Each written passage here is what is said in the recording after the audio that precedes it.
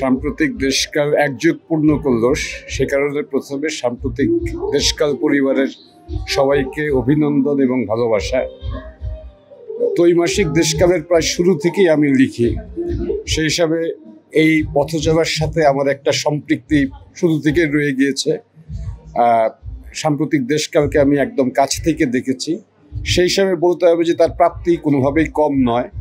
বাংলাদেশে বোধহয় এটি একমাত্র ত্রৈমাসিক দেশপত্রিকা যেটি বেশ মানসম্পন্ন, এমনকি কলকাতার সাথে কম্পিট করতে পারে।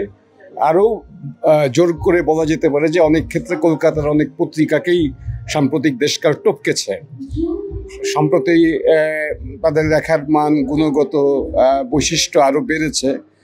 আর সমৃদ্ধি তো আসলে একবারে আসে না, সেটি ধাপে ধাপে আসে।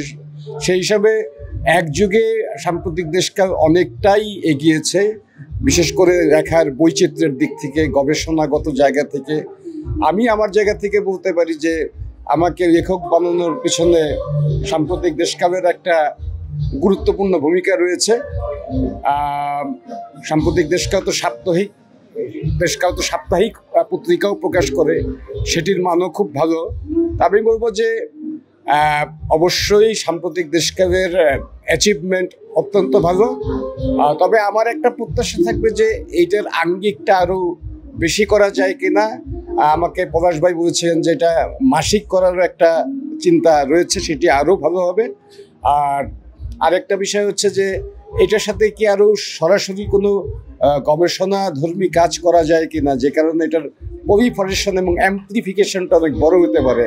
কারণ আজকাল যুগে তো বিশেষায়িত জ্ঞানের বিষয়, সেই জায়গার সেই প্রান্তটাকেও সাম্প্রতিক দেশকাল ছুঁয়ে যাবে কিনা, সেটা একটা আমার প্রত্যাশা।